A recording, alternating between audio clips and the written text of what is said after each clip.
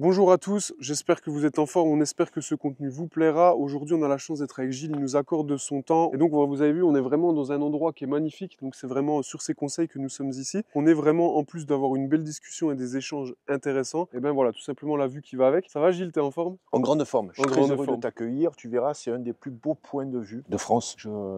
C'est une des plus hautes falaises, déjà d'Europe. Et tu vas voir, le point de vue est extraordinaire. En plus, je t'ai commandé le beau temps. Ouais, Tu vois, le magnifique, ça ciel change de bleu. chez C'est nous. vrai, dans le sud, on a beaucoup de pluie. Tu vois, donc voilà, aujourd'hui, la flamme olympique est arrivée à Marseille. Du coup, parle-moi, ton avis un peu sur les JO, qu'est-ce que tu penses de toute cette... Enfin, moi, mon point de vue, je vais tout de suite te le mettre, mais qu'est-ce que tu penses un peu de toute cette mascarade? Bon, c'est pas une mascarade, il faut savoir que les JO, quand même, c'est Pierre de Coubertin. Ouais, bien sûr. Qui a repris, si tu veux, qui a redonné ses lettres de noblesse, voilà, à ces JO. Hein, voilà. Et ce qui est assez étrange, c'est que Pierre de Coubertin est un Français. La France était quand même la langue, tu vois, aussi des Jeux Olympiques. Et aujourd'hui, quand j'écoute la musique, tu vois, des JO, qui est la chanson, une présentation qui est en anglais, je vois que le français était un petit peu abandonné, je Bien le sûr. regrette. Et puis c'est l'occasion de montrer de belles choses de notre pays, en tout cas ce qu'il en reste. Enfin, les belles choses, c'est déjà toute la géographie et puis notre histoire qui est juste incroyable. Tu vois, je regrette que nous, Français, nous connaissions si peu de choses sur notre histoire. Vraiment, parce que la France a fait le monde, tu sais. Ouais, clairement. Regarde ce point de vue. C'est magnifique. Alors c'est rare qu'il y ait autant de monde, parce qu'on est le 8 aujourd'hui, c'est ça, le 8 mai, Ouais, donc férié, voilà. c'est peut-être pour ça d'ailleurs. Et grand pont également, donc viens, on va s'approcher. Alors, ce qui est étrange, c'est qu'ici, il n'y a pas de protection, tu vois. J'ai vu, c'est déjà en montant la route, tu te dis Tu peux, purée. voilà, tu peux vraiment C'est venir magnifique. t'approcher, et puis il y en a beaucoup qui se jettent. Hein. C'est vrai? C'est un des points où il y a le plus de suicides. Purée, c'est incroyable. Alors, je ne sais pas s'il y a encore les barrières, quoi qu'il y a même des voitures qui ont franchi le pas, tu vois. Moi, quand je parle de mascarade, je parle surtout de l'organisation, pas de l'événement lui-même. Je viens d'un cursus TAPS où en plus, on était psychopédagogue, donc on a beaucoup parlé du sport, Pierre de Coubertin, les JO, 1904, peut-être les premiers, je sais plus vraiment cette zone-là. Et puis, du coup, j'avais vraiment un cursus un peu athlétique, donc j'ai toujours été fasciné par ces athlètes, ces femmes, tout ce que ça représente, la grandeur des JO de Pékin quand tu voyais les gens. Enfin, vraiment les présentations, moi j'étais enfant et j'ai été vraiment subjugué par ça.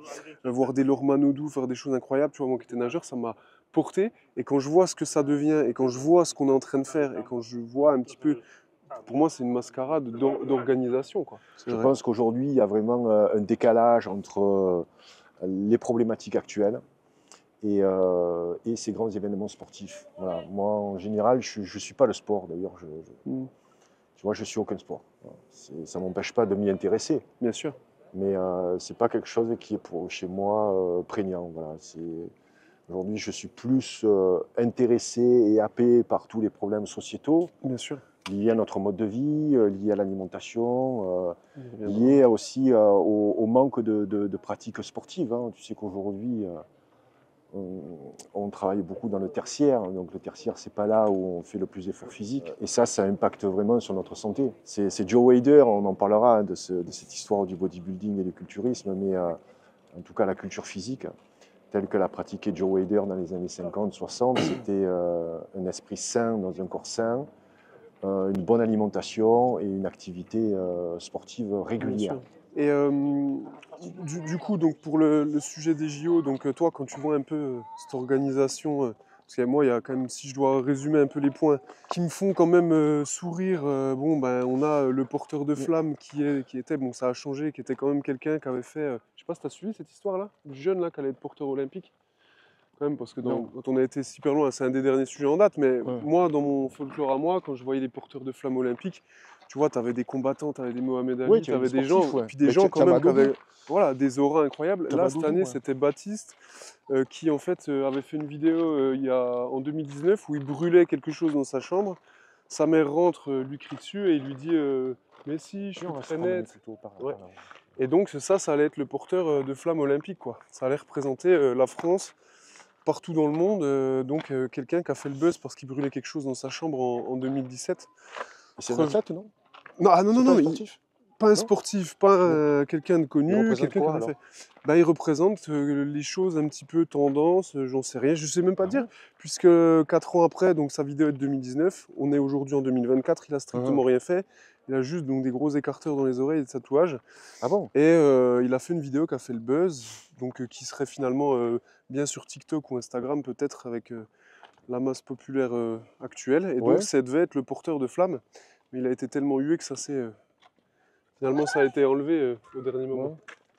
Je pense que tout ça, tu vois, c'est pas très important. Les porteurs de flammes, il y en a des dizaines et des dizaines, Ouais, bien sûr. apparemment, hein. Donc, Ah oui, d'accord, moi je pensais qu'il y avait un euh, porteur de flamme qui courait non, partout. non, il y en a beaucoup de porteurs de flammes. Et il y en a un qui a fait le buzz, enfin oui, mais c'est un drag queen, tu vois, qui s'appelle Mimi Majesté, qui va représenter sa communauté. Mhm. Qu'est-ce qu'on va faire, les drag queens au JO, tu vois, il n'y a pas de Bien sûr, compétition de drag queen. ouais, je suis d'accord. Ça va marcher, enfin, elle va courir, elle va essayer de courir en talons. Ça va Ouais, être rigolo, tu vois, mais il y a des choses en fait qui ridiculisent mon pays. voilà. Et ça, je trouve que c'est pas tellement judicieux. Mais oui, puis il y a Voilà. une décadence, il y a c'est pas corrélé à l'événement, quoi. C'est ça surtout. Qu'on voit, on comprend pas ce que ces choses-là viennent faire ici. C'est Ouais. totalement. En Californie, et puis j'ai vécu quelques temps là-bas. Qu'est-ce qui t'a Et poussé à partir aussi jeune, entre guillemets, aux États-Unis en bah, plus? l'envie de découvrir autre chose, et puis m'éloigner un peu aussi du cercle familial, D'accord. de créer un peu une rupture. J'étais musicien, donc je suis parti avec des amis, et puis voilà, on a vécu Tu joues à quel de instrument? bons moments. Je suis multi-instrumentiste, quoi, Ah mais ouais, d'accord. j'ai commencé avec la guitare basse. J'étais un gros fan de Police. Et ensuite, je me suis mis à la guitare. Et ensuite, c'est là où je me suis formé en nutrition. J'ai un diplôme de nutritionniste que j'avais passé en prenant des cours du sport. Ok. Donc Parce que, j'aimerais bien revenir dans le contexte. Donc tu arrives là-bas, tu sais pas parler anglais du coup, tu sais déjà, tu as 18 ans, si, ouais. donc tu as appris l'anglais quoi à l'école? Oui. Ok. Et Bon, après, l'anglais, c'est ce qui se pratique, je dirais, le plus facilement, hein. C'est pas une langue très difficile, contrairement au oui, français, c'est hein. vrai, quand t'es un peu, tu sais te concentrer et plagier un peu, t'apprends vite. Et du coup, pas plagier, plancher un peu, pardon. Quand tu arrives là-bas, c'est quoi ton quotidien? Enfin, tu arrives à vivre de quoi avant de te former? Comment tu t'en sors? On fait, voilà, on joue un petit peu de musique, puisque j'étais avec des amis, on avait un groupe, quoi. Et puis, tu sais, quand tu es jeune, tu n'as pas besoin de grand-chose Oui, c'est vrai. pour vivre. J'avais pas de permis de travail, parce qu'il faut savoir qu'aux États-Unis, comme au Canada, hein, tu peux pas travailler si tu n'as pas de permis de travail. Mais à l'époque, il y avait beaucoup de possibilités de travailler comme ça au black, tu vois. Bien sûr. Donc voilà, on faisait des petits boulots et on était hébergés également chez des amis, des rencontres. En tout cas, c'était une période qui était très enrichissante pour moi. Et après que je suis rentré en France, j'ai commencé à travailler dans l'imprimerie de mon père, D'accord. qui m'a ensuite laissé les rênes, et j'ai développé après tout un côté. J'ai importé en fait toute la technologie du Macintosh. Ça, c'était milieu des années 80. Ah, donc déjà, direct, un peu, tu t'es En mis dans 86, l'entrepreneuriat, c'était, quoi, ouais, il me semble, en ouais. fait. Et j'ai eu ma première entreprise en fait, j'avais à peine 20 ans. D'accord, ok. Et ça a été les premiers pas de la PAO dans les arts graphiques. Et ensuite, j'ai été consultant, formateur pour d'autres imprimeurs, pour intégrer des services comme ça de pré-presse. Donc j'étais vraiment un fan d'informatique. Donc tu travailles avec ton papa ou tu as repris l'entreprise, du coup? Je l'ai reprise et en fait, on a créé une structure qui était parallèle à l'imprimerie, où on faisait comme ça un travail plutôt d'agence de communication. J'ai toujours été passionné par la com, par la publicité, avec les bons côtés de la pub et aussi les mauvais. Mais je trouvais que c'est un métier qui est très créatif, Ah, ça, donc c'est le qui me moins qu'on puisse correspondait dire. vraiment bien. Et ça en est suivi vraiment une période où j'ai beaucoup entrepris. J'ai créé plus de 20 sociétés dans ma carrière professionnelle, beaucoup de startups dans les années 2000. Qu'est-ce qu'il Moi, a j'ai un fait en passé sport? sportif, j'ai toujours pratiqué du sport. Jusqu'à 17 ans, je pratiquais le football. D'accord. J'étais pas mal doué, hein, et j'ai eu un accident vers 17 ans. Je me suis suite à un saut, en fait, je suis tombé dans une espèce de trou dans la pelouse et ça m'a endommagé la cheville. J'ai une entorse interne qui a mal été soignée et j'ai plus pu retrouver mon niveau qui était le mien avant cet accident. Et ça m'a vraiment écarté des stades et du foot parce que j'avais toujours cette envie de jouer, mais je ne pouvais plus. Et donc je me suis tourné vers la musculation parce qu'en fait j'avais un complexe de maigreur. D'accord. J'étais grand, comme dans ma famille on est grand et mince, on est ectomorphe. Et donc j'ai fait comme ça de la musculation pour prendre un petit peu du muscle, hein, comme tous les jeunes à l'époque. Hein, où on a vécu avec nos idoles, les Schwarzenegger, les Stallone et les Van Damme. Hein, donc c'était l'époque des musclés. Tu vois, j'étais fan également des super-héros Marvel, etc. Et j'ai commencé, donc je me suis entraîné pendant 1 an. Et puis à mes 18 ans, je suis parti aux États-Unis. Ah oui, d'accord. Je suis parti donc vivre là-bas et je suis allé m'inscrire dans une salle de gym. Et cette salle de gym, c'était le Gold Gym à Venice. Ah ouais, incroyable, putain, historique. Et la première fois que je vais là-bas, j'ouvre la porte et puis derrière, il y avait Arnold Schwarzenegger. Sérieusement? Donc t'as vu Oui, j'ai raconté souvent cette histoire. Mais donc ça a été pour moi une belle découverte. J'ai commencé dans une petite salle donc, vers Marseille qui était tenue par une personne plutôt âgée. À l'époque, il avait quasiment mon âge. Donc, il s'appelait Dédé Béranger et c'était une des seules salles de culturisme de la région. Et quand tu allais dans ce type de salle, donc des salles dites familiales, hein, d'ailleurs il n'y avait que ça, les franchises n'existaient pas encore, tu étais pris en charge par des anciens. Ouais. Voilà, on ne te laissait pas comme ça, comme aujourd'hui, te débrouiller avec les machines ou regarder les dessins ensuite et puis reproduire les mouvements. Tu avais toujours des personnes pour te guider. Est-ce que toi, par rapport à ton expérience, tu pourrais nous dire ce que tu penses, enfin, ce que tu as trouvé en tout cas qui fonctionnait peut-être le mieux pour toi?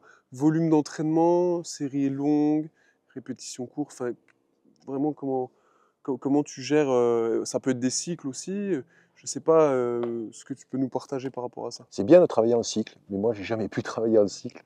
En fait, ça fait plusieurs dizaines d'années que je m'entraîne par instinct. Parce que j'ai pas forcément d'objectif, j'ai jamais fait de compétition. Moi j'ai horreur des compétitions de bodybuilding, j'aime pas ça. Peut-être quand j'étais jeune, j'allais voir, tu vois, des compétitions, mais j'ai jamais été accro. En tout cas, j'ai jamais voulu faire de compétition. Peut-être parce que j'avais pas le niveau. Tu sais, quand tu es grand, je mesure à la même taille qu'Arnold, 1,88 m.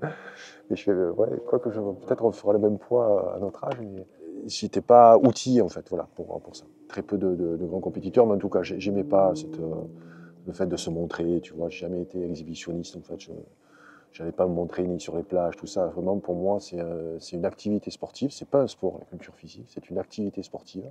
Si tant est que tu ne fasses pas de compétition. Tu vois. Bien sûr.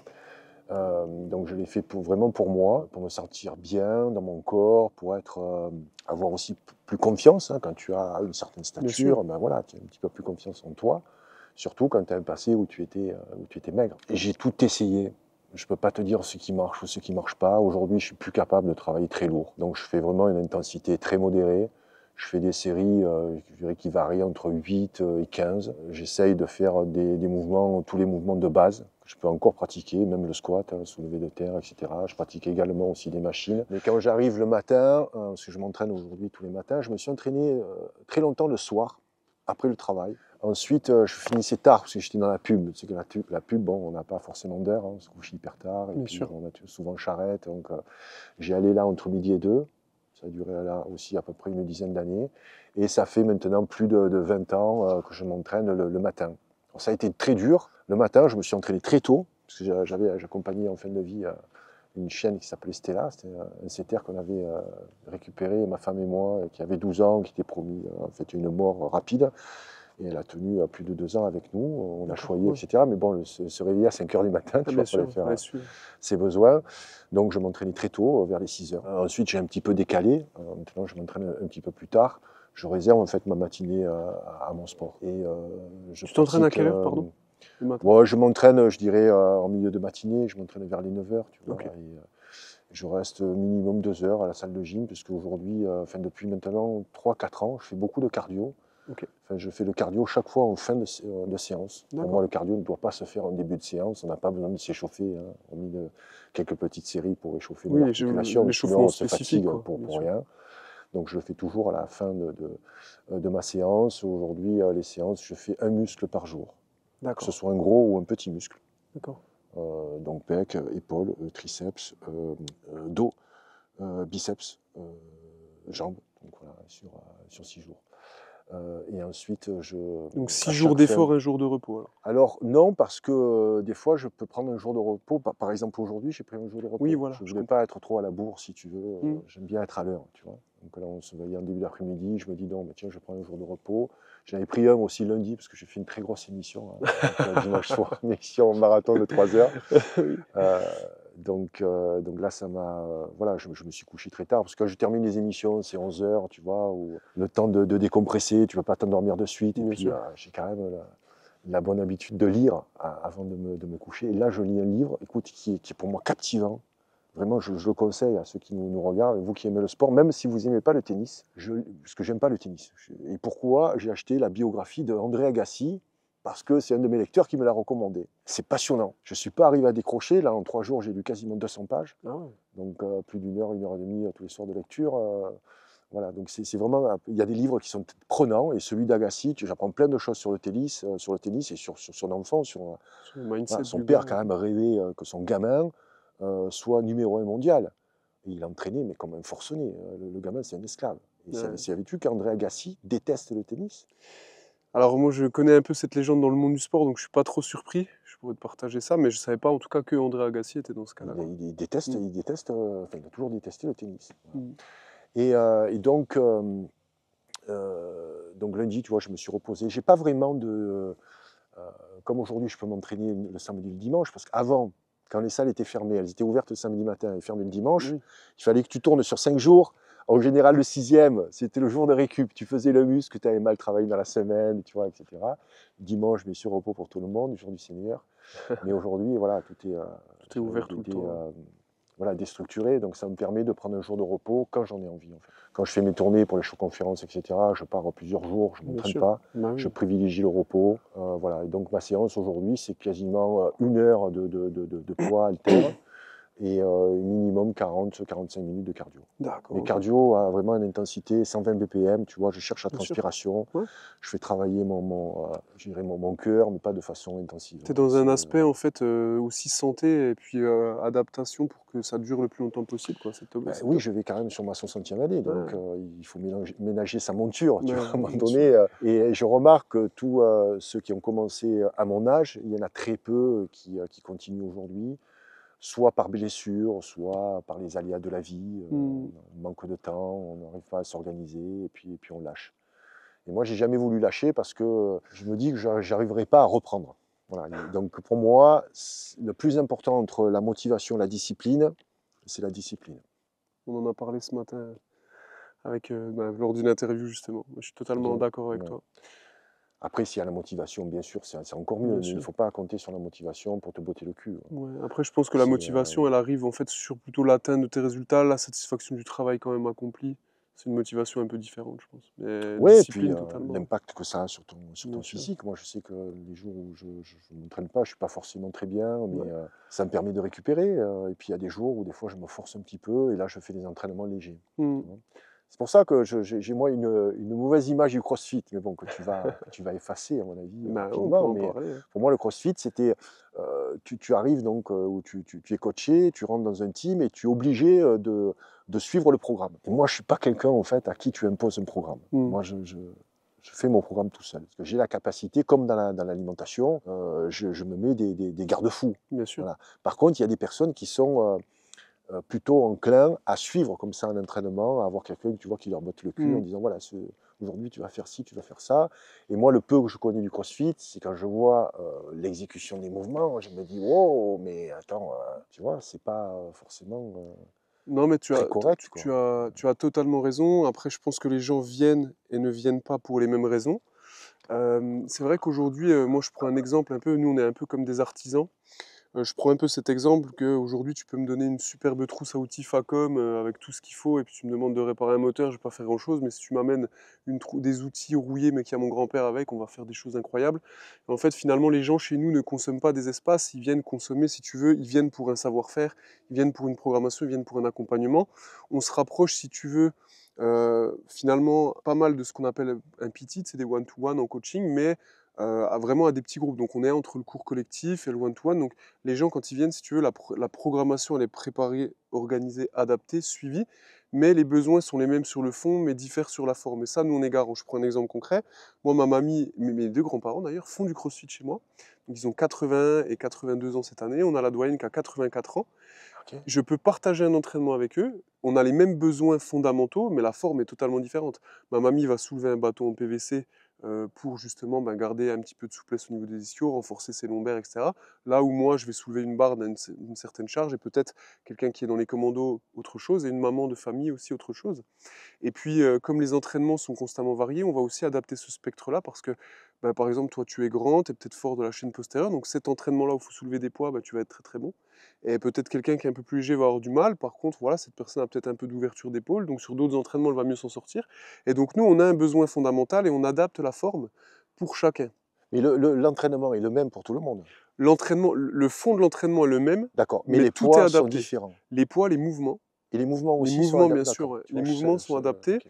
Et puis l'intensité, Mais le nombre de répétitions, le format, tout ça ouais, est adapté. moi, voilà, moi j'ai cette vision aussi de ces, comment tu appelles les championnats de CrossFit là, Les CrossFit Games, ouais. les CrossFit, voilà, CrossFit Antagoniste à la Games. santé, totalement. Ouais. Totalement Mais antagoniste à la santé. Et puis c'est vrai que on souffre bon, beaucoup de cette image reçue parce que les gens, si tu veux, quand ils ont une image du CrossFit, par exemple, c'est OK, on va soulever des gros poids, des formes très particulières, des mouvements de gym suspendus intenses, on voit des physiques hors normes. Mais ce que j'aime bien rappeler aussi à ces personnes-là, c'est que si tu tapes golf sur YouTube, tu vas pas tomber sur mon père qui fait un peu le week-end. Tu vas tomber sur Tiger Woods. Et c'est pareil un peu dans toutes les activités. Si tu tapes même body, tu vas tomber vraiment sur peut-être les gens les ouais, plus je forts du comprends. monde. Oui, oui, c'est la Alors même qu'il y a, chose sur le bodybuilding, hein, voilà, tu donc tu vois les tombes, gens qui sont c'est un énormes. sport extrême en fait, qui est antagoniste à la santé, vieillissement du corps prématuré, 2 à 3 sessions par jour, beaucoup de compléments, tu demandes des efforts à Deux, tes trois cellules. sessions par jour. Ouais, ah oui, à haut niveau là, j'ai fait des vidéos avec les meilleurs enfin, des meilleurs européens, c'est 3 entraînements jour, hein, et des entraînements qui sont très Dopage intenses. au CrossFit? Aujourd'hui, ils ont des énormes procédés de contrôle. Il y en a qui tombent chaque année. Et c'est un des sports les plus contrôlés Ah bon? vraiment. Ouais, il y a énormément de crossfitters qui tombent chaque année. Ils ont des procédés de dopage énormes. Aujourd'hui, je pense que ça peut Mais arriver, mais procédé ne veut pas dire pas de dopage. Tu sais qu'il y a des produits exactement. masquants. Et voilà, là-dessus, Je je peux te pas, rejoins totalement. Ce pas qui est croire difficile dans que notre les activité, crossfitters soient entre c'est que c'est guillemets des produits naturels. dopants, si tu veux, qui sont devenus particuliers, je pense, pour la simple et bonne mesure que, par exemple, tous les produits dopants conventionnels ne t'aideront pas en crossfit. Je m'explique. Prendre du muscle, ça peut être intéressant, mais nous, on est dans un sport qui est très cardio. Et en fait, ça consomme de l'oxygène, tu es lourd. EPO, Bah, voilà. Donc après, on peut être sur d'autres choses comme ça. Il y a les SARMS EPO, aussi, testostérone, il y a les SARMS, il y a parce que la force, le les SARMs, lisandrol, toutes ces choses-là, ça existe, les vraiment SARMs, ça c'est pas existe. un produit dopant, les SARMs. Bah, en tout cas, dans les chartes éthiques, ça n'est pas autorisé. Ah bon? Non, les Ok. SARMS ne sont pas autorisés parce qu'il y en a qui boostent beaucoup trop tes producteurs naturels, d'après ce qu'ils disent. Je suis pas très connaisseur de ça Ok. quand même. Maintenant, c'est vrai qu'aujourd'hui, on est dans un sport qui est tellement intense qu'il faut, si tu veux, on te demande tellement de qualité physique qu'il faut un package génétique et environnemental. Il faut que tu sois comme un gagnant du loto, quoi. Là, on a un des jeunes, Victor Hofer, qui est un des meilleurs Français, qui est très jeune, qui a 20 ans, et il a fait de la gym à très haut niveau. Et si tu veux, il a ce package parfait où tu peux te charger, faire de la mobilité si tu veux en spécifique. Tu n'auras pas tout ça. Il est très souple. Il n'a pas de muscles qui sont en retard. Il va avoir aussi tu sais, il y a aussi une génétique interne sur ce que voilà, tes poumons sont capables de transférer en oxygène, toutes ces choses-là, parce qu'il n'y a pas que la génétique visuelle, les gens sont souvent là-dessus. Et en fait, il ne faut pas être trop volumineux non plus, parce qu'en fait, il y en a qui font, si tu fais 100 kilos, tu peux pas. Nous, on est dans un sport où mécaniquement, si tu fais plus d'un mètre Mais 85, tu peux pas tu vois, performer, là, quoi. c'est aussi une fausse idée, c'est de croire que c'est uniquement les athlètes musclés qui sont dopés. Voilà. Ah oui, bien Par sûr. exemple, Ben Johnson et Carl Lewis, hein, les deux Ouais. étaient dopés. Bon, Carl Lewis n'a pas du tout la même, si tu veux, Morphologie, bien morphologie sûr, ouais, clairement. que Ben Johnson. Tu vois, je Mhm. te parle des références que j'ai moi, de l'époque. Mhm. Mais dans le cyclisme, Ah c'est oui, là où bien ils sont sûr. très dopés. Ils ne sont pas musclés non plus, hein, Mhm. donc c'est une fausse idée. Après, Non, c'est non, bien vrai que le sûr. bodybuilding, par contre, bon, ça se voit. parce Mm. que voilà, avoir une masse musculaire comme ça, c'est pas Dans le CrossFit, si tu veux, ils nous le naturel. disent souvent parce qu'à haut niveau, ils ont des physiques aussi énormes et ils sont quand même capables de courir. Donc en fait, c'est tellement dur parce qu'ils doivent être très cardio mais avoir du muscle. Et donc il est vrai qu'à très haut niveau, il y a très peu de chances que de toute façon il n'y ait pas de dopage et que ce soit pas monnaie courante. Et c'est quelque chose que l'on rencontre surtout dans les sports où c'est uniquement ta capacité physique. Que ce soit l'aviron, la natation, tout ce qui est finalement, oui, il y a de la technique, mais ça reste un sport de capacité, si tu veux. Donc dans tous les sports de capacité aujourd'hui, voilà, en natation, c'est impossible de faire tomber un record. Celui qui va faire tomber un record, il aura une pointure de plus, il fera 5 centimètres de plus, il aura le doigt un peu plus grand, il aura peut-être pris un produit en plus. Mais on arrive à des barrières physiologiques humaines, quoi. Puis c'est pas dans notre génération qu'on va avoir des humains augmentés arriver. Et donc on arrive tous les sports de capacité sont arrivés à une Regarde limite. juste les physiques. Tu prends les nageurs. Mm. Tu vois les physiques des nageurs Ah, aujourd'hui et tu prends les physiques des nageurs dans les années 60, ouais, il les y a un changement 70. total. Après, moi qui viens de la natation, il y a eu aussi un gros truc qui a changé, et ça a été vachement influencé par rapport à notamment juste quelques nageurs français, je m'explique. C'est qu'en fait, nous, on est les premiers à avoir des nageurs français qui ont fait juste de la courte distance. Parce qu'avant, tu nageais tout. Par exemple, tu prends un Michael Phelps, il a un physique de lévrier, quoi. Tu prends le nouveau, là, comment il s'appelle, celui qui vient de passer le record du monde, le français qui s'entraîne aux États-Unis, là, qui a battu tous les records, là. Léon Marchand, je crois. Ouais, ouais. Pareil, quand tu le vois, on dirait vraiment un lévrier, quoi. Et nous, c'est vrai qu'on a ce truc avec le frère Amanoudou et Alain Bernard, en fait, c'est les deux mecs, parce qu'en fait, eux, ils font que du 50 et ils font de la muscu, tu vois. Donc, du coup, on a eu ce truc-là, mais après, quand tu allais au JO, tu nageais tout. Tu prends Michael Phelps, il nageait toutes les distances, donc finalement, il n'était pas énorme, quoi. Donc, ils ont quand même encore beaucoup des physiques de lévrier, mais tu as ceux que tu vois qui sont costauds, ils font vraiment de la courte distance. Tu vois, c'est d'une minute d'effort. 100 mètres, c'est 50 secondes. Et juste pour finir cette partie-là, il y a aussi un truc que toi, tu dois bien connaître, qui est que quand il y a quelque chose de nouveau qui arrive et qui est un petit peu changeant, c'est toujours très difficile d'adapter une idée, comme la célèbre histoire, je ne sais plus exactement, mais tu sais, du premier médecin qui s'était rendu compte que, par exemple, quand il se lavait les mains avant un accouchement, tu avais en fait une énorme partie des mamans qui ne mouraient pas en fait. Et quand il a voulu faire ses idées, il a été traité de fou, etc. Et toutes ces choses-là, ou même encore, je sais pas, quand on parlait terre ronde, terre plate, ces choses-là avec Platon à son époque, et ben le CrossFit, ça a été un peu pareil. C'est vrai que lui, quand il est arrivé, au début, on lui a dit, on a tendance à tourner un peu ses idées en disant que c'est très dangereux, qu'il est fou. Tu parles de Glassman Voilà, et Sperre sa femme. Glassman, exactement. Et quand il montre que sa méthode fonctionne, etc., le CrossFit, quand ça a commencé à se populariser, ça a été tourné au ridicule. Donc là, tu as eu toutes les images isolées possibles des gens qui font des failles, tu sais, dans les groupes dans Ouais. les gyms, donc les gens qui sautent trop haut, les gens qui se blessent, etc. On a fait tourner toutes ces idées-là. Et après, tu as la troisième étape, parce qu'en fait, tu te rends compte qu'à chaque fois qu'il y a une nouveauté, c'est toujours 3 étapes. On te dit que tu es fou. Après, on te dit que c'est nul et on te tourne au ridicule. Et la troisième étape, on te dit oui, mais on le faisait déjà avant. Et là, la troisième étape, c'est de dire que le CrossFit, ça existe depuis des années. Nous, on faisait déjà des circuits, on travaillait déjà de cette façon-là, etc. Mais ce monsieur, en fait, pour te citer rapidement l'histoire, il a quand même créé sa méthode dans les années 70. Et c'était un gymnaste de haut niveau et il cherchait vraiment des choses pour un petit peu travailler leur préparation physique. Et son idée de réflexion, il a découvert ce truc-là un peu tout seul, c'était de se rapprocher le plus des séances d'entraînement qu'on leur donnait à l'époque, le 5x10 en fait. Et il s'est dit, qu'est-ce que je peux faire pour aller plus vite et reproduire l'intensité courte que je peux avoir pendant un travail de gym quand je suis sur les anneaux, qui dure par exemple 3 minutes, 3-4 minutes, peut-être un peu moins, peut-être un peu plus. Il s'est dit, il faut que je prenne deux muscles, donc agoniste, antagoniste, comme ça, quand il y en a un qui travaille, l'autre se repose un petit peu, et que je me rapproche d'un format de répétition qui me rapproche le plus du total de répétition qui est le plus efficace, à savoir donc 50 répétitions, 5x10.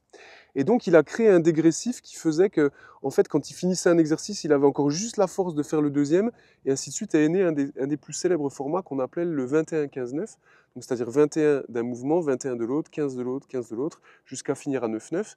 Et il a fait ça avec deux mouvements, les tractions, et puis ce qu'on appelle aujourd'hui le thruster, donc c'est quand tu fais un squat, et quand tu remontes du squat, tu pousses la barre. Ouais. Et il crée ce truc-là, et il lance son chrono, il fait ça à fond, comme il pouvait, chez lui, tout seul.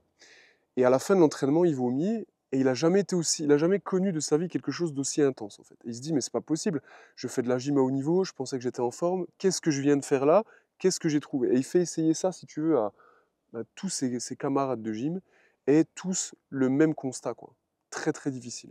Et il commence à implanter un peu ces choses-là et ils se rendent compte qu'ils ont un gain de temps et d'intensité qui est très important en fait si tu veux dans leur physique. Et à la base, lui, sa méthode n'a pas du tout été faite pour que les gens soient en forme, c'était pas du tout l'objectif primaire. Et il a commencé après dans son cursus d'entraîneur a implanté ça pour tous les Navy Seals, les militaires, ce genre de choses, parce qu'en fait, ils gagnaient un temps et ils mettaient une intensité qui était vraiment utile en termes de logistique et tout ça. Et puis après, progressivement, il a développé sa méthode et son objectif principal, ça a été de cerner ce qui était le mieux pour la forme des gens. Et donc après, il y a eu tout ce qui s'est passé. Il a été beaucoup tourné au ridicule, etc. Parce qu'en fait, ça a eu une croissance tellement violente qu'on s'est retrouvé avec une dissonance entre tous les gens qui veulent appliquer quelque chose qu'ils ne maîtrisent pas. C'est comme si d'un coup, le bodybuilding, tu vois un Schwarzenegger qui te montre un beau soulevé de terre et puis je sais pas, des écartés couchés à sa façon de travailler. Et d'un coup, tu as 10% de la population qui se met à avoir envie de faire ça. Tu vas avoir énormément de choses qui sont n'importe quoi, quoi. Donc il a mis un peu de temps en fait, il y a eu cette courbe entre croissance et tous les gens qui ont envie et compétence. Tu vois, elle a été beaucoup plus longue. Et donc lui, il a professionnalisé tout ça. Et quand même, un point qui est très important, c'est qu'aujourd'hui, aux États-Unis en tout cas, donc tu as ton level 1 de CrossFit, qui est le minimum syndical qui demande pour que tu puisses enseigner. Et après, tu vas chercher un level 2, un level 3, un level 4. Et aux États-Unis, à la fin, quand tu es au bout, tu es médecin. C'est l'objectif quand même. Donc ils ont réussi à faire quand même un cadre qui est juste stratosphérique par rapport à ça. Et Greg Glassman, avant d'être évincé, sorti de CrossFit, qui est tous ces problèmes politiques avec l'histoire de Floyd, tu sais, cet Américain noir qui a été tué par la police, parce qu'en fait c'est ça qui l'a fait sortir de la marque CrossFit. Il a eu une prise de position par rapport à ça et c'est devenu politique, je vais te raconter après. Ouais. Et donc Glassman a toujours regretté l'essor des CrossFit Games. Parce qu'en fait, lui, ça a freiné ce qu'il voulait faire. Son idéal de vie, c'est... En fait, il y a une phrase qui est sortie qui a fait beaucoup de mal à CrossFit. Quand les Games sont sortis, la phrase américaine, c'était « Forging Elite Fitness ». Ça veut dire « devenez l'élite de la forme ». Sauf qu'en fait, aux États-Unis, c'est « deviens en forme pour ton quotidien ». Et cette phrase-là est devenue la mauvaise. Les Games se sont sortis et il y a eu ce truc mondial de ok, c'est là, c'est intense, etc. Cette espèce d'essor en plus, parce que ça a été pris par Reebok, toutes ces marques qui ont vachement mis le côté sportif en avant. Alors que lui, son objectif, c'est dépenser des millions de dollars contre Coca-Cola, des millions de dollars contre Fanta, faire des centres gratuits d'entraînement pour les personnes en surpoids dans plusieurs États où il a aidé des dizaines et dizaines de personnes à revenir en forme. Et lui, c'était ça son fondement en fait. Et c'est un mec qui est extraordinaire. Moi, j'ai jamais vu un orateur comme ça de ma vie. J'ai eu la chance de le rencontrer. Et encore, c'est encore quelqu'un qui est présent sur les réseaux. Et en fait, donc lui était depuis des années dans la boîte. Et comme ça a pris de l'essor, ben, tu sais, quand tu commences à générer de l'argent, des revenus, tu maîtrises plus totalement ta société, tu maîtrises plus totalement ce que tu dis. Et puis lui, c'est un Texan un peu à l'ancienne quand même. Tu vois, des fois, il a des prises de parole qui sont très très difficiles, qui sont nettes, quoi. Et donc, ben, des fois, un mot dépasse peut-être la pensée. Et en gros, ce qui s'est passé, c'est qu'il a eu une prise de position très forte peu de temps après ce qui s'est passé donc avec Floyd, je crois, et puis le Covid, où il a dit aux États-Unis, la gestion du Covid, c'est un peu la même chose que ce qui s'est passé avec Floyd, tu vois, c'est n'importe quoi, ça a fait quelque chose comme ça. Et c'est devenu, il est raciste, il est machin, et trucs, ça a pris des proportions phénoménales. Ça a été son revers de médaille, il a dit, j'ai l'impression que je n'apporte plus ce que mon entreprise et ce que j'ai voulu créer était censé faire, donc je préfère m'extirper de ce que je considérais comme le plus cher.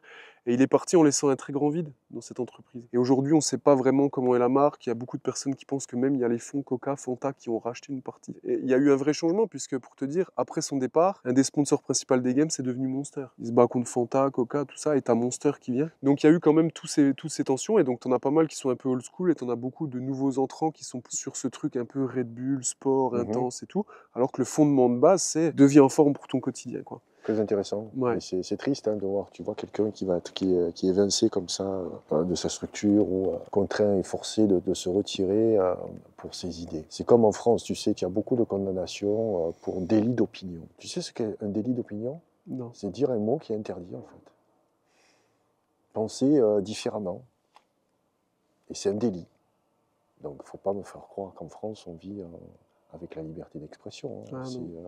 Soit c'est pour tous, ou alors, la liberté d'expression est réduite, parce qu'aujourd'hui, il y a des garde-fous, tu vois, bon, notamment la fameuse loi Guesso. Hein, mais aux États-Unis, c'est la même chose, quoique la liberté d'expression, là-bas, est inscrite dans la Constitution. Ouais. Donc tu ne peux pas condamner quelqu'un, mais en fait, c'est le tribunal populaire qui le condamne. Oui, c'est ça. Et tu vois qu'aujourd'hui, ces idées dites progressistes, parce qu'en général, le progrès est associé au bonheur, à la modernité, etc. Et quand tu parles de conservateur, tu es de suite rétrograde, tu replonges dans le Moyen-Âge. Déjà, il faut savoir ce qu'est le Moyen-Âge. Hein. C'est la période des Lumières, c'était le Moyen-Âge. Il ne faut pas me faire croire qu'après la Révolution, d'un coup, tout s'est illuminé. Bien au contraire, une chape de plomb, comme ça, a couvert les esprits. Et donc, une prise de position, qui peut être une position politique ou sociétale, peu importe en fait, t'oblige à t'écarter parce que tu as le tribunal populaire. Et le tribunal populaire ne sont pas les plus nombreux, hein. Ce n'est pas les plus nombreux qui constituent ce tribunal populaire. Le tribunal populaire aujourd'hui, ce sont les médias. Ouais. Ce sont les médias, le tribunal populaire. Tu vois, je parle beaucoup aujourd'hui, tu vois, là, j'ai un dossier sur l'effondrement de la culture, l'effondrement culturel. Ce matin, je faisais une story où je posais la question, comment ça se fait aujourd'hui que tous les... Ben, je peux mettre même les sportifs, tu vois. Quoi qu'il y en a peut-être quelques-uns, mais tous les artistes en tout cas, dans le monde de la musique et du cinéma, sont de gauche, ou prétendent être de gauche, parce qu'ils défendent des valeurs qui sont sociétales, qui ne sont plus les valeurs de gauche, qui étaient des valeurs sociales. Moi, je viens de la gauche de Georges Marchais, qui défendait les bas salaires, qui défendait le peuple, tu vois. Cette gauche-là, aujourd'hui, les gens qui sont nés dans les années 80 ne connaissent pas cette gauche-là. Aujourd'hui, la gauche, c'est pro-migrants, pro-LGBT, donc tous ces combats, en fait, pro-climat, etc., en fait, tous ces combats qui sont promus, en fait, par les personnes qu'ils sont censés combattre. C'est juste incroyable, en fait. On vit un monde en fait, d'inversion des valeurs qui est juste incroyable. Et le monde sportif, c'est la même chose. Tu te souviens de ce... Je crois que c'était pendant la Coupe du Monde, où on obligeait les joueurs à jouer avec un brassard arc-en-ciel. Ah, peut-être. Non, Ouais, c'était oui, pas oui, c'est ça, si, le oui. truc. Ouais, Il y en a qui refusent. Alors, il y a quelques sportifs, en fait, qui, je pense qu'ils sont un petit peu plus rebelles, les sportifs, que le monde de la culture. Parce que le monde de la culture, si tu veux, sans les médias, n'existe pas. Bien sûr. N'existe pas. Dans le monde du sport encore, ta qualité sportive peut te faire prétendre à une prise de parole un peu plus ouverte. Tu vois. Ou alors, il y a des gens qui sont complètement, entre guillemets, hors système, même s'ils sont dedans, comme Jean-Claude Van Damme. On se moque de Jean-Claude Van Damme, mais bon, il dit certaines vérités parce qu'aujourd'hui, je dirais, il n'a plus rien à attendre des médias, il a sa carrière est derrière lui, tu vois. Voilà. Donc, je trouve triste, tu vois, je ne connaissais pas cette histoire de Glassman, ça... J'aimerais bien, je ne sais pas s'il a écrit un bouquin, tu vois, sur sa vie ou s'il y a des écrits là-dessus. Je crois qu'il il a peut-être écrit quelque chose. Après, là, il vient de rouvrir un compte Instagram où on voit, il y a peu de gens qui savent que c'est lui parce que ça s'appelle CrossFit Book. Et après, c'est quelqu'un de hyper intéressant. Je pense même que tu pourrais après peut-être l'interviewer un jour, hein, si tu veux. Il est disponible. En anglais, j'ai plus le niveau aujourd'hui. T'as plus le niveau en anglais. Souvent, les préjugés sont liés à un manque de culture. Bien sûr. Mais tu sais que 80% des gens qui sont dans le CrossFit aujourd'hui, parce que ça a quand même été, ils connaissent pas, ils sont pas intéressés à ça, ils savent pas. Ils savent même pas le fondement de l'entreprise dans laquelle ils sont pour la plupart. C'est vraiment dommage. La musculation, on ne sait pas qui est Larry Scott. Tu vois, donc... C'est vrai. Moi, je connais quand même le banc, alors, heureusement. Ok, est-ce que tu peux nous expliquer un petit peu aujourd'hui une journée dans ton quotidien pour clôturer cette partie un peu muscu, genre tu te lèves à quelle heure, qu'est-ce que tu manges, tu t'entraînes à quelle heure, enfin, c'est comment tu es réglé un peu, même aussi un peu de l'alimentation, ton rythme avec le travail dans les grandes lignes. Hein. J'aime bien avoir comme ça des repères, j'ai un peu des modes opératoires, j'ai des repères dans la journée, je suis assez cadré, je ne suis pas très, peut-être original parce que mes journées se ressemblent quand même pas mal les unes avec les autres, mais je me réveille déjà sans le réveil depuis maintenant plus de 15 ans que j'ai eu cette rupture de vie. Donc voilà, pour en revenir à mon passé professionnel, donc j'ai dirigé un groupe de communication des plus importants dans le sud de la France. Et donc j'ai été victime en fait d'escroqueries d'associés qui m'ont plongé dans une faillite en fait personnelle. Je me suis retrouvé à la rue. En fait. C'était tu gérais combien de personnes? Comment ça se passe? Vous avez une grosse entreprise? C'était une holding avec plusieurs sociétés dans le domaine de la communication, du divertissement. J'étais producteur j'ai produit un film, j'avais un label musical, j'avais plusieurs agences de communication, j'avais une imprimerie, du multimédia, etc. Vous aviez un groupe de com assez important, avec plus d'une cinquantaine de personnes à l'époque, mais du jour au lendemain, en fait, tout s'est arrêté, j'ai tout perdu, je me suis retrouvé à la rue, et c'est là où j'ai eu la rupture. Donc je suis avec ma femme vivre au Québec, où je me suis ressourcé, et j'ai réussi à renaître là-bas, tel un phénix renaît de ses cendres, tu vois. Mais le Québec est vraiment un pays très favorable à une remise en question, un changement de vie, si tant est qu'on ait un objectif. J'avais l'objectif de partager mon expérience, de faire ce que j'aimais faire, c'est-à-dire j'ai pratiqué le sport, j'étais un passionné d'alimentation, de musique également. J'ai commencé à faire des enquêtes dans le milieu de la protection animale, dans le milieu de l'alimentation. Ça a donné HIT, et puis ensuite le tome 2, qui est un peu plus sociétal, mais toujours avec le prisme de l'alimentation. Quand je suis parti au Québec, puisque je n'avais plus rien en fait, plus d'obligations, j'ai plus d'argent mais pas d'obligations en retour, quoi, tu vois. Je me suis réveillé avec le jour. On est parti vivre également isolé dans une contrée qui s'appelle la Mauricie, au Québec, donc c'est assez sauvage. Et là, donc, je me suis vraiment ressourcé, donc je me suis calé avec le rythme circadien, tu vois, donc on s'endormait quand le soleil se couchait, on se réveillait quand le soleil se levait. Donc déjà, la rupture du réveil est pour moi un point très important. Parce que très souvent, on ne se réveille pas au bon moment, quoi. Il faut se réveiller naturellement. Donc j'ai un truc pour ça, hein. C'est qu'il faut dormir avec les volets qui ne sont pas forcément fermés. Parce que très souvent, on ne se réveille pas au bon moment, quoi. Il faut se réveiller naturellement. Donc j'ai un truc pour ça, hein. C'est qu'il faut dormir avec les volets qui ne sont pas forcément fermés. Alors, c'est vrai, si on vit en ville, etc., on ne peut pas, quoi, tu vois. Si on a un lampadaire devant sa vitre, je le conçois, mais bon, si on vit en campagne, voilà, laisser les volets un petit peu entrouverts, c'est-à-dire laisser l'aurore et puis le jour vous réveiller naturellement. Si on se réveille avant le réveil, il ne faut surtout pas se rendormir, il faut se réveiller quelques dizaines de minutes à dormir. Le réveil est pour moi une rupture. Le réveil est pour moi une rupture. Donc je me réveille en général. Je me réveille en général relativement tôt. Solide petit déjeuner. Je suis assez solide petit déjeuner. Le matin, je me réveille, j'ai faim. Le matin, je me réveille, j'ai faim. Je meurs de faim. Et donc j'ai un petit déjeuner. J'ai un petit déjeuner à base d'aliments non transformés. En ce moment, là, c'est de la farine patate douce avec de la protéine d'œuf, de la protéine d'œuf, un œuf, du beurre de cacahuète, du beurre de cacahuète. Je me fais un petit déjeuner là en ce moment, plutôt salé, plutôt sucré. Donc je peux me faire aussi un petit déjeuner salé à base d'omelette.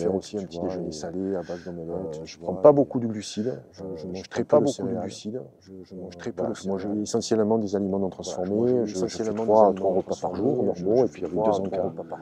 En général, après l'entraînement le matin, et puis l'après-midi. Et puis petit déjeuner, déjeuner et puis dîner. Je dîne relativement tôt pour avoir un repos digestif quand même qui soit un peu plus de 12 heures. C'est pour ça que le jeûne intermittent, moi, ça me fait marrer parce que c'est encore un mot qu'on a apposé, si tu veux, sur quelque chose. Si on fait le jeûne intermittent, c'est qu'on mange trop tard. En général, on mange à 6-7 heures. Hein. En général, tu te lèves à 7 heures du matin ou 6 heures, tu as tes 12 heures et tu peux manger. Donc après, il y en a qui ont peu faim. Pour moi, c'est un dérèglement. Parce que quand on a un métabolisme rapide, en général, on a faim. Si on a un métabolisme lent, c'est que soit on a mangé trop tard et que notre digestion, si tu veux, n'est pas terminée le matin. Mais en général, c'est un signe de bonne santé lorsqu'on se réveille le matin avec la faim. Ensuite, je pars au gym. Voilà, je prépare j'écoute jamais de musique pendant mes séances. J'écoute des podcasts ou des conférences, des vidéos YouTube que j'ai programmées la veille dans ma liste, tu vois, à regarder. Là. Puis ensuite, voilà, je vais déjeuner et puis je travaille du début d'après-midi jusqu'à la fin de soirée. Voilà, je travaille sur mes bouquins, sur mon contenu, sur les émissions du Hit Club. Et voilà, j'ai pas de jour, de week-end ou de semaine. Pour moi, tous les jours se ressemblent. Des fois, je me lève, je sais pas forcément le jour que l'on est, sauf si j'ai des rendez-vous comme aujourd'hui avec toi. Je savais qu'on était mercredi, mais voilà, je gère assez peu de rendez-vous, donc j'arrive à m'isoler, parce que pour écrire, il faut rester un minimum Bien sûr. Isolé, tu vois, pour réfléchir, mettre ses idées en ordre, et puis produire du contenu qui se veut du contenu intelligent. Hein, je suis un producteur de contenu, alors je sais que c'est un terme qui est un peu galvaudé aujourd'hui quand on voit, je dirais, toutes les niaiseries qu'il y a sur Instagram. Hein, on dirait qu'il n'y a que des comiques aujourd'hui. Tu regardes quelqu'un qui a un compte, enfin plusieurs personnes qui ont des comptes à plus de 100 000 abonnés, c'est souvent des mecs qui te font rire, quoi, tu vois. C'est pas des gens qui apportent du contenu, de la matière à penser. Clair, moi, j'apporte de la matière à penser, donc c'est pas forcément ce que les gens recherchent aujourd'hui. Et ensuite, voilà, le soir, je regarde, on n'a plus la télé depuis quasiment 15 ans. Avant, on regardait une petite série avant de se coucher pour se laver aussi un petit peu le cerveau. La série, moi, je me la réserve en principe pendant mon cardio, tu vois. D'accord. C'est mon petit moment de détente. Et je regarde des séries aussi qui sont intéressantes, tu vois, des docus, que ce soit dans le milieu aussi de la musique, ou alors des documentaires, des bios, mais aussi d'autres séries qui me permettent, voilà, me laver un petit peu l'esprit, de me changer les idées. Et le soir est consacré à la lecture. Donc On s'occupe de nos animaux, André parce que Agassi en ce moment. André Agassi en ce moment, mais pas que, puisque je lis quasiment 4-5 livres en même temps. Ah oui. Donc je saute souvent d'un livre à l'autre. André Agassi, non, j'arrive pas à le lâcher le soir, tu vois. Mais quelquefois le soir, je peux lire 2-3 livres différents. Et puis dans la journée, ma lecture est consacrée plutôt à des livres qui me servent pour mon travail, des livres un petit peu plus, je dirais, voilà, qui demandent un peu plus d'attention que ceux du soir. Très bien. Et puis donc le soir, tu t'endors quand le soleil n'est pas, ou quand tu commences à fatiguer dans ton livre, tu le poses et tu t'endors, quoi. C'est naturel? Écoute, j'essaye de ne pas lutter. Alors c'est vrai que lorsqu'on est fatigué, on commence à lire un petit peu tard, ben, on n'arrive pas parce qu'au bout de quelques minutes, ben, nos yeux se ferment. Mmh. Donc c'est pour ça que je conseille plutôt de lire soit plutôt dans la soirée, mais pas au moment où on va se coucher, parce que alors, ça peut servir aussi d'endormissement. Hein. C'est une bonne chose, mais bon, on n'arrivera pas à lire beaucoup.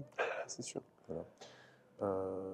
Et c'est vrai que pour moi, c'est la lecture est quelque chose qui est aussi important que l'activité physique. Voilà. Si on passe 1 heure à la salle de gym, il faut lire pendant 1 heure. Alors, il n'y a pas si tu veux, de relation entre la culture physique et la lecture, mais la culture physique pour moi, est quelque chose d'indispensable parce que, comme je te l'ai dit, on fait beaucoup de métiers où on est assis, donc des métiers dans le tertiaire, donc on ne se dépense pas physiquement. Mais la lecture, c'est fait également pour se concentrer, pour récupérer, je dirais, cette faculté d'attention que nous avons perdue avec les réseaux sociaux, mais pas que. Tu remarqueras, les films aujourd'hui sont cutés de plus en plus, C'est terrible. si tu veux, avec des séquences de plus en plus courtes, quasiment de 1-2 secondes sur les films d'action. Et puis c'est Et plat, donc, les discours, c'est horrible. tu vois, on n'arrive plus à se concentrer. Et puis on a cet effet de scrolling. Donc les petits réels voilà, qui durent 3 minutes, 3 minutes maintenant c'est trop long, donc c'est les stories de 1 minute, bientôt ça va être du 15 secondes. Attends, Et on zappe. le temps d'attention de TikTok, là, ressemblé pour les créateurs, c'est 2 secondes. Il faut le faire en 2 secondes. 2. Tu vois, en Ouais, fait, mais, donc maintenant, leur production de contenu, c'est que j'ai 2 secondes pour capter l'attention de quelqu'un. Donc tu tombes sur tout et n'importe quoi font n'importe quoi pour capter l'attention, quoi. Donc c'est vrai qu'il y a des études qui confirment que la capacité d'attention, notamment de la jeune génération, est équivalent à quelques secondes, je crois que c'est 6 ou 8 secondes, qui est la mémoire d'un poisson rouge. C'est pour ça qu'un poisson rouge peut tourner dans son bocal, parce qu'au bout d'un tour, il a oublié, en fait. Tu vois, donc, Terrible. et non, c'est terrible. Ouais. C'est terrible parce que tu n'arrives plus à passer du temps sur quelque chose qui demande justement du temps pour être compris, pour être analysé et pour aussi émettre un jugement. Aujourd'hui, j'ai l'impression qu'il y a peu de personnes, alors c'est peut-être la peur, tu vois, de penser différemment.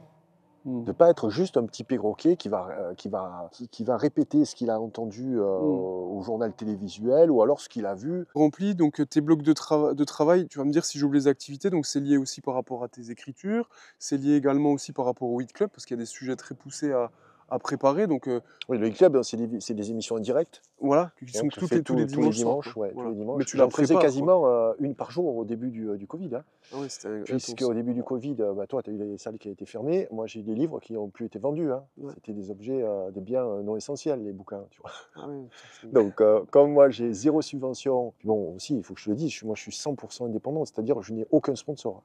ah, c'est incroyable. Alors, je sais pas, c'est peut-être une erreur que j'ai faite au début, mais j'ai tout refusé. Parce que je ne pouvais pas, si tu veux, T'exprimer comme tu voulais. m'exprimer ou critiquer, si tu veux, un produit si on me payait, tu vois, pour en parler. Donc voilà, ben là, il n'y en a qu'un, tu vois, c'est la gourde que j'ai depuis tout à l'heure. Tu vois. C'est une gourde, en fait, avec un filtre qui filtre l'eau en nanofiltration. Tu connais les systèmes Berkey, tout ça, Non, pas du de tout. Non, je filtration, me suis filtration jamais de l'eau, intéressé. tu connais pas la Bah, filtration de l'eau? si je connais, mais genre, ah ouais, Tu vois, ah oui, c'est c'est un filtre, donc tu peux prendre l'eau de l'eau croupie, même de l'eau des toilettes, ou ah enfin oui, c'est n'importe où, poussé. et donc tu la remplis et puis tu peux la boire. Donc l'eau, c'est très important. Si tu veux, on parlera de l'eau tout à l'heure. Ouais. Mais donc là, donc je suis intéressé, si tu veux, à la vente parce que déjà, j'utilise le produit, et deux, c'est vrai que ça fait un complément de revenu. Bien Quand sûr. tu parles de quelque chose que tu en fais vendre, parce que moi, en fait, j'ai la chance d'avoir un capital confiance qui est très important. Ah oui, clairement, bien sûr. Donc j'en profite également pour faire de bonnes recommandations et sur des choses aussi importantes que la filtration de l'eau. On y reviendra. Donc le fait d'être 100% indépendant, ben, tu n'as personne qui te paye à la fin du mois. Hein. Il faut que le chiffre d'affaires, il faut que tu le fasses toi. Donc comme j'ai toujours cet esprit d'entrepreneur, je coach également des personnes, en fait, je les accompagne sur leur changement alimentaire, tu vois, que ce soit sportif ou non sportif. Hein, on sait souvent lié à de la perte de poids. Parce qu'il y a quand même un problème de surpoids de plus en plus prégnant, mais aussi de cliner voilà, son alimentation, parce que j'ai la compétence également, donc je fais des recettes, je fais de la cuisine, tu vois, et ça je l'ai appris lorsque j'ai arrêté de manger de la viande. Il a fallu que je me remette sur une cuisine qui est beaucoup plus végétale. Aujourd'hui, j'ai réintégré des protéines animales, mais je ne consomme toujours pas de viande. Mais voilà, donc ça, je ne fais pas du tout aussi de prosélytisme, tu vois, par rapport à ça. À savoir que je ne mange plus de viande, notamment de mammifères, parce que j'ai encore les images que j'ai en tête, tu vois, les images des enquêtes que j'ai faites dans le milieu de l'élevage intensif, des abattoirs. Voilà, tu ne me feras pas manger du cochon aujourd'hui. En tout cas, du cochon élevé en batterie, c'est pas possible. Ouais, c'est terrible. Ni de poulet, voilà, également élevé en batterie. Mais donc le fait d'être indépendant, ben, ça m'a poussé à trouver d'autres solutions. Et comme j'ai travaillé en télé, je suis un homme de concept, je me dis, aujourd'hui on a les outils. Je me suis fabriqué un petit studio de broadcasting là, dans mon bunker, comme je l'appelle, qui est un vrai bunker en fait.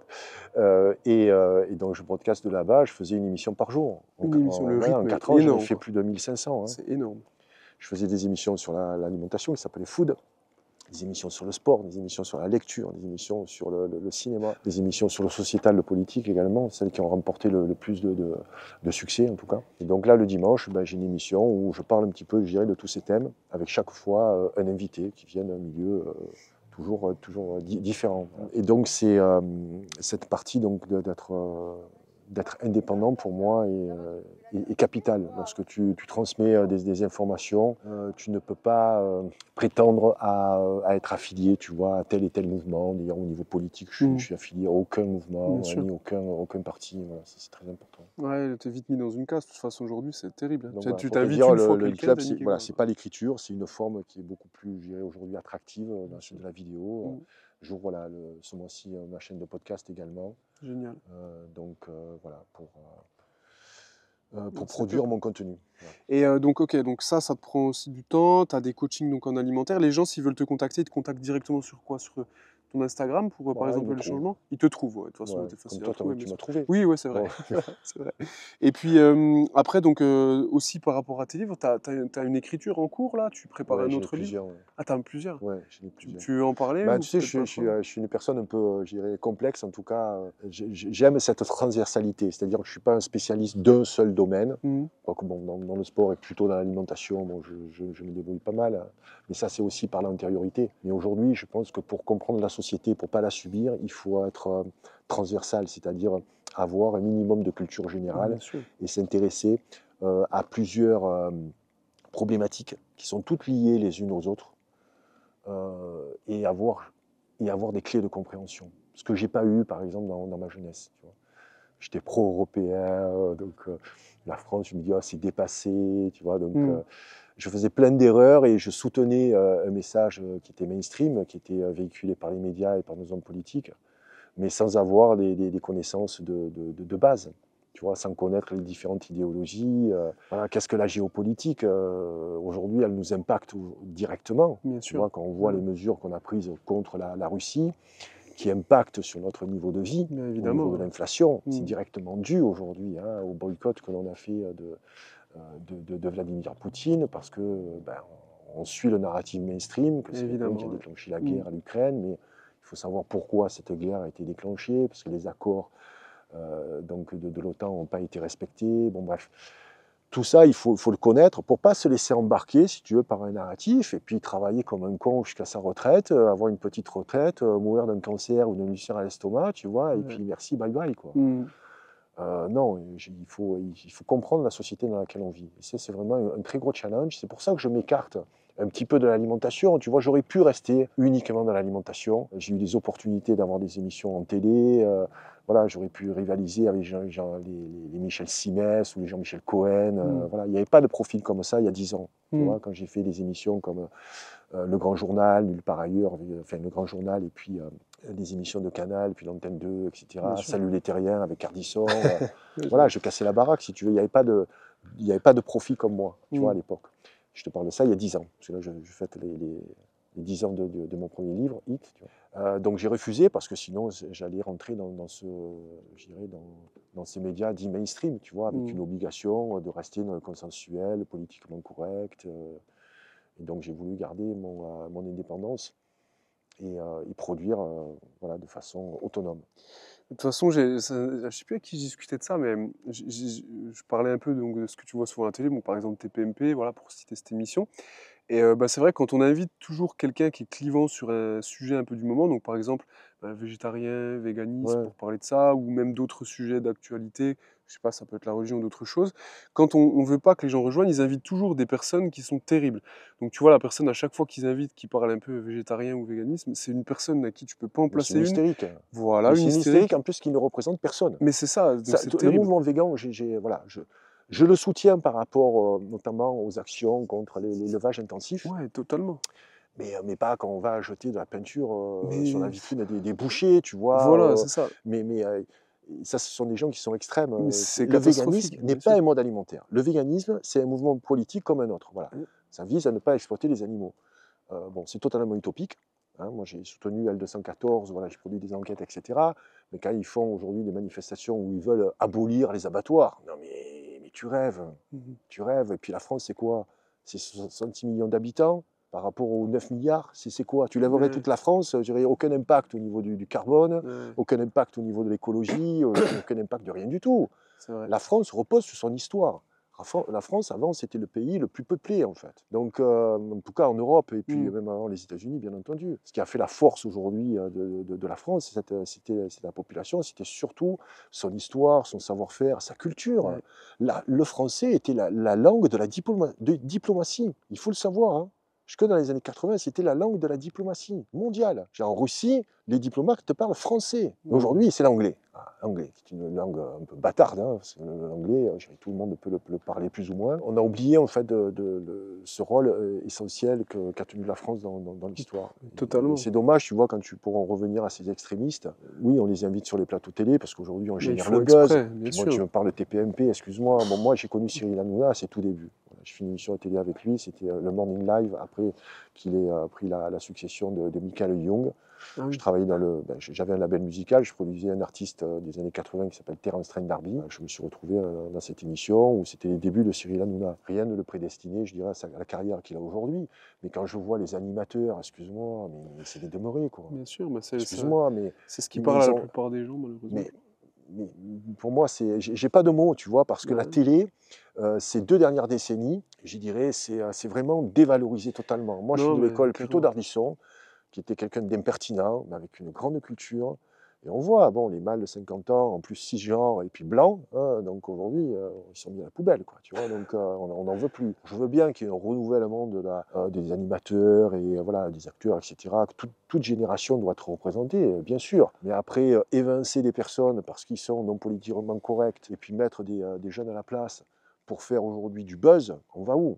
De toute façon, c'est le schéma, il est hyper simple. Moi, dans l'argumentaire que j'avais tenu là-dessus, c'était que de dire, en fait, quand cette personne-là, elle finit son émission, ben, tu parles à 50 personnes qui ont découvert pour la première fois cette personne pendant sa prise de parole, et ils vont te dire, les végétariens, c'est des fous, elle est folle, elle est nulle, t'as pas envie. Et si on met des profils comme toi, avec des vrais arguments, qui ne s'énervent pas, qui sait parler, qui en connaît plus que la plupart des gens, enfin, qui a vraiment un échange de très grande qualité, une expérience très solide, ben, qu'est-ce qui se passe? Ben, en fait, après, tu as 15% des gens qui vont dire, OK, j'ai envie d'être comme ça, je vais m'intéresser à ça, je vais aller dans ce truc-là. Et ils font ça sur tous les sujets qui ont un vrai impact, qui pourraient avoir des impacts société. Ils les mettent avec Oui, ils prennent des des gens personnes, comme tu dis, qui sont clivantes. Ce qui n'était pas le cas à l'époque des Michel complètement Polac, nuls, à quoi. l'époque euh, des émissions comme Apostrophe avec Bernard Pivot. Il y avait quand même une volonté de transmettre un minimum de culture. Bien sûr. Aujourd'hui, ces émissions sont vraiment de plus en plus rares. Pour moi, je garderai en fait la télévision. Et encore, ce qu'on appelle la télé aujourd'hui s'est fait dépasser avec les Amazon Prime, les Netflix, Mmh. etc. C'est que je vois aucune émission qui mérite un petit peu, je dirais, de temps pour la regarder. Mmh. Je- Au niveau de tes livres, là, donc c'est quoi qui est prévu? Tu veux en parler un peu ou non, pas? Tu en parles pas? Tu gardes ça encore pour toi pour l'instant? ouais, Ok. ouais. J'avais l'habitude avant de faire mon Marseillais, tu vois, de parler, parce qu'en Marseille, on est quand même, c'est la capitale de la bouche, hein, il y a Ah, beaucoup ben de ça. gens qui parlent ici, tu vois. Mais ça te fait marrer, toi. Mais non, mais c'est vrai qu'on a l'habitude, voilà, de dire beaucoup de choses et puis de faire peu. Mais voilà, donc je préfère. Puis surtout que c'est pas finalisé, Ouais, donc bien sûr. je vais rester dans tous les cas, dans les domaines. Je m'exprime aujourd'hui beaucoup sur mon réseau de prédilection, c'est Instagram. Je parle voilà, de nombreux sujets. Mais en tout cas, tous ces sujets sont reliés. Parce que vraiment, je te dis, le but, c'est de transmettre la matière à penser pour ce que chacun, après, se fasse son propre avis. Tu ne peux pas te faire un avis si tu écoutes uniquement et toujours la même source. Ah, c'est clair. Et le danger aujourd'hui des réseaux sociaux, c'est vraiment, il faut mettre en garde nos éditeurs là-dessus, c'est que, et peut-être ils le savent, c'est que les informations que l'on reçoit sur nos réseaux sociaux sont régies par les algorithmes. Par exemple, je vais liker une publication, une de tes publications sur le CrossFit, etc. Donc ça va me déclencher d'autres publications de ce type. Bien sûr. Et je vais me dire, ah ben le CrossFit, hein, c'est vachement réputé parce que tous les jours j'ai des informations sur le CrossFit. Alors qu'en fait, pas tellement, quoi. Mais quelqu'un qui ferait la même chose pour le golf, ça serait que le golf. Imagine en politique ou dans le sociétal, c'est la même chose. Ouais, bien sûr. Tu vois, tu vas liker comme ça alors ça aujourd'hui, c'est vrai que la droite et l'extrême droite se sont engouffrés là-dedans. C'est tous les faits divers, donc de jeunes Ouais, malheureusement qui se c'est font vrai. poignarder. Bon, Mm. ça reste des faits divers, même si c'est des faits divers qui sont de plus en plus prégnants. Je peux le convenir, mais ça reste du fait divers. Mais si tu vas liker uniquement ces contenus, bah, tu vas avoir Bah les oui, mêmes tu vas avoir un contenus. truc à l'échelle Et d'un tu vas pays, te donc tu as dire, mais l'impression que c'est la c'est guerre partout, civile quoi. en France, mais c'est abominable. Moi, je vois des amis, notamment mes amis québécois, la France a encore gardé ce prestige. Pour eux, ils ont l'impression, quand ils viennent dans le sud, ils se promènent au travers d'une crèche provençale, tu vois. Pour eux, D'accord. c'est incroyable, la richesse que l'on a ici. Et nous, on ne le voit pas. Quand j'ai émigré au Québec avec mon C'est épouse, important, ça, de dire ça. je me suis fait rapidement des chums, etc. Parce que les Québécois je dirais, sont très accueillants du moment où tu leur prends pas le job. Ça aussi, c'est D'accord. important, il faut le dire. Du moment où tu n'es pas en concurrence sur le marché du travail. Quand tu lâches de l'argent, tu l'as en consommateur, ça va. Tu vois, donc, il me disait, mais Gilles, pourquoi tu veux immigrer au Québec? Mais mec, tu as un passeport français. Je dis, ben oui, mais bon, la France, ça fait que la France, mais tu es fou. Nous, la France, on rêve, tu vois, d'y aller. En tout cas, la France a encore une belle image à l'étranger, Mm. qui commence malheureusement à se dégrader. Elle s'étiole à chaque Mais année ça, qui c'est une passe. volonté européiste, hein. Voilà. Aujourd'hui, on a la volonté de détruire les États qui ont fait la richesse de l'Europe, même avec voilà, des distensions et des querelles entre les États, même avec voilà, ces deux guerres mondiales qui ont fait beaucoup de mal. Mais là Bien aussi, sûr. il faut réinformer la population sur les deux guerres mondiales, hein. On ne verrait pas les Russes de la même façon, hein, si on connaît l'action, en tout cas prédominante, qu'ils ont eue lors de la Deuxième Guerre mondiale, C'est hein. eux qui ont perdu le plus de morts, qui ont eu Non, le plus de c'est les morts, hein. Américains, ils nous ont libérés, les Américains nous ont Ah oui. libérés. Oui, mais les Russes, la russophobie, si tu veux, a remplacé le covidisme. Tu vois, cette période donc, du Covid, ah ben, maintenant on a eu la période donc, où on est russophobe parce que c'était dans notre culture, dans nos souvenirs, tu vois, Bien on sûr. nous a toujours dit, bah, les Russes, c'est les méchants. Ouais, totalement. Et vraiment, Mais le problème est beaucoup plus complexe que ça. Deuxième Guerre mondiale, c'est eux qui ont le plus de pertes. C'est eux le plus grand nombre de morts. Alors, j'ai vu le chiffre il n'y a pas longtemps, d'ailleurs, j'ai été choqué du nombre de morts qu'il y a eu. Seconde Guerre mondiale, c'est en tout, c'est 60 millions de morts, je crois, c'est énorme. Je Mais, peux me tromper, mais je suis quasiment sûr. mais Et dont alors, faut une faire immense attention, mais partie quand tu juive. sors des arguments comme ça, Ouais. on va te dire oui, mais alors tu es pro-Poutine. Tu vois, parce qu'aujourd'hui, il n'y a plus de place pour la nuance Ouais, clairement. On et la simplifie tout, modération. c'est droite ou gauche, tu sais plus quoi dire. Voilà, Totalement donc d'accord avec toi. déjà les lignes sont aujourd'hui brouillées, comme je t'ai dit, la gauche sociale s'est effacée face à la gauche sociétale. La droite c'est pareil, aujourd'hui tu as la droite capitaliste, tu as une gauche capitaliste, tu vois, c'est la gauche caviar. C'est une gauche aujourd'hui qui fait passer les pires des lois et des réformes. Donc, on l'a connu sous l'ère Mitterrand, mais peu de personnes ont cette culture-là. Je trouve que c'est dommage. Voilà. Bah écoute, merci beaucoup pour ton temps. Merci à J'espère toi, mon que, ami. Merci, franchement, c'était merci à agréable. toi. Les amis, Et, allez suivre si vous n'avez pas lu les livres, mais allez le faire, c'est hyper intéressant pour votre culture, soyez cultivés. Ne soyez pas vraiment happés par ce que vous voyez de facile, de simple, nuancez les choses, ayez quand même de la culture, de la réflexion, de l'implication dans ce que vous faites. Soyez un meilleur individu, vous vivez dans quelque chose, on a tous quelque chose à dire sur notre pays, sur toutes ces choses-là, mais je pense que la première chose, c'est déjà de s'améliorer nous-mêmes, on a notre responsabilité sur nous-mêmes, donc améliorez-vous en tant qu'individu. Allez suivre Gilles, allez vous abonner et puis gardez la pêche.